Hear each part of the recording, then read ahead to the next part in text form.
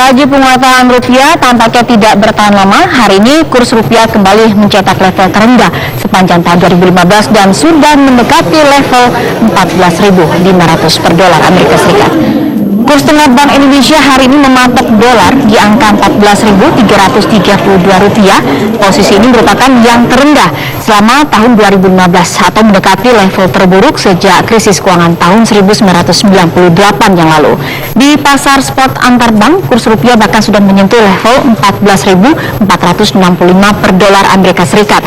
Kekhawatiran pasar terhadap kenaikan suku bunga Amerika Serikat kembali mendorong penguatan dolar sehingga membuat mata uang negara-negara berkembang seperti rupiah kembali tertekan.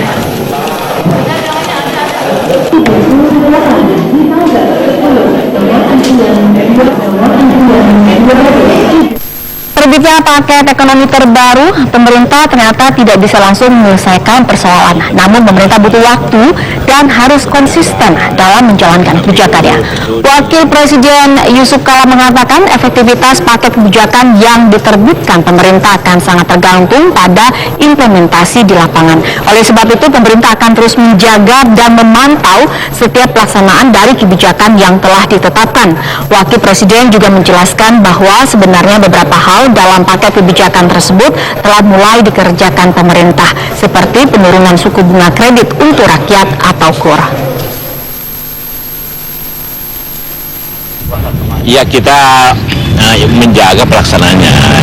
Beliau minta bagaimana saya harus menjaga pelaksanaannya, karena kan baru rencana, jadi pelaksanaannya dijaga.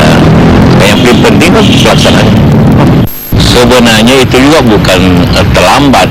Banyak di situ yang sudah dikerjakan sejak 2 bulan lalu. Seperti KUR, seperti dana desa. Sebenarnya sudah dikeluarkan, hanya prosesnya yang telat. Kita perbaiki prosesnya. Perlambatan ekonomi Indonesia ikut menekan pertumbuhan industri asuransi umum. Tanpa adanya perbaikan penyerapan anggaran di semester kedua, pertumbuhan industri asuransi umum tahun ini bisa tertekan di bawah angka 13%.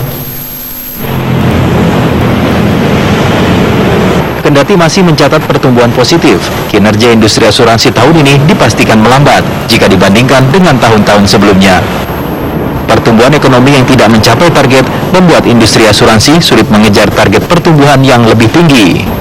Direktur Eksekutif Asosiasi Asuransi Umum Indonesia, Julian Nur, memproyeksikan angka pertumbuhan industri asuransi tahun 2015 maksimal hanya mencapai 13%. Itu pun dengan catatan bahwa tidak ada persoalan dalam hal penyerapan anggaran pemerintah di semester kedua tahun ini. Tapi ini melambat dibanding dengan periode yang sama. Karena tahun lalu kita bisa tumbuh sekitar 16% seperti itu. Nah, ini kita bisa maklumi karena satu berkaitan dengan pertumbuhan ekonomi yang saat ini juga belum mencapai target. Pemerintah saya kira juga berusaha untuk mencapai angka 5 misalnya, tapi sekarang kan belum mencapai angka itu. Maka kami memperkirakan angka 13% pertumbuhan rasanya bisa kami capai. Tapi kalau kemudian penyerapan anggaran bermasalah, kami menebak bisa jadi angkanya di bawah 13%. Selama semester pertama tahun 2015, premi bruto asuransi umum tercatat tumbuh 10,2% menjadi sebesar 28,1 triliun rupiah. Realisasi ini turun hampir 4% jika dibandingkan dengan periode sama tahun 2014 dengan angka pertumbuhan mencapai 16%. Perlambatan pertumbuhan industri terjadi akibat melemahnya daya beli masyarakat yang terlihat dari turunnya nilai premi kendaraan bermotor. Padahal kendaraan bermotor merupakan salah satu lini bisnis asuransi yang memberikan kontribusi hampir 30%. Dari Nusa Dua Bali, tim TV One mengabarkan. Kita ke kabar lain, sejumlah proyek konstruksi besar di Indonesia secara bertahap mulai mengurangi pekerja asingnya.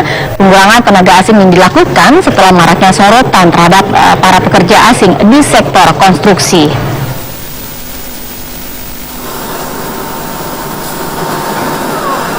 Pembangunan pabrik semen merah putih di Kabupaten Lebak, Banten ini sudah mendekati tahap akhir. Setelah mulai dibangun sejak tahun 2013 lalu, perkembangan pabrik milik PT Semindo Gemilang ini sudah mencapai 90%. Selama proses pengerjaannya, pabrik semen ini banyak menggunakan tenaga kerja asing. Sebab perusahaan kontraktor pembangunan pabrik adalah perusahaan asal Tiongkok, Sinoma, yang banyak membawa tenaga kerja asing dari negerinya. Menurut Humas Semindo Gemilang, Sigit Indrayana, pada masa puncaknya jumlah pekerja konstruksi asal Tiongkok sempat mencapai 700 orang. Namun saat ini jumlah pekerja asingnya hanya tinggal 231 orang. Meski memakai tenaga asing, perusahaan mengaku tidak melanggar aturan, sebab seluruh pekerja asingnya merupakan tenaga ahli dan bukan buruh biasa. Ketika masa puncak konstruksi dulu, itu tenaga kerja asing yang ada sampai dengan 700. Tetapi perlu diingat saat itu juga tenaga kerja lokal yang kami gunakan jauh lebih banyak lagi, bisa sampai 4.000. Nah sekarang sudah 90% lebih, itu sekarang sudah tinggal 200. Karena nanti ketika proyek selesai, itu akan selesai dan sepenuhnya akan dioperasikan oleh putra-putri tenaga lokal terbaik. Jika pekerjaan konstruksi telah rampung, Semen Merah Putih berjanji akan memulangkan seluruh tenaga asing. Pabrik ini nantinya akan memproduksi semen sebanyak 10.000 ton per hari atau 4 juta ton semen per tahun. Dari Bayah, Banten, Paramita Dwi, Samsudin, TV One mengabarkan. Setelah anjlok di bulan Juli lalu, penjualan mobil pada bulan Agustus 2015 melonjak tajam. Dua ajang pameran otomotif besar yang berlangsung bulan lalu mampu meningkatkan penjualan mobil. Menurut data Gabungan Industri Kendaraan Bermotor Indonesia, Gaikindo, angka penjualan mobil pada bulan Agustus mencapai 90.500 unit. Penjualan mobil setelah bulan Ramadan ini melonjak hingga 62,7% dibandingkan dengan bulan sebelumnya. Penjualan mobil di bulan Agustus ini tercatat menjadi yang tertinggi dalam 5 bulan terakhir. Meski angka penjualan bulanan menunjukkan peningkatan dibandingkan dengan kinerja tahun lalu, penjualan mobil bulan Agustus lalu tercatat turun tipis 6,4%.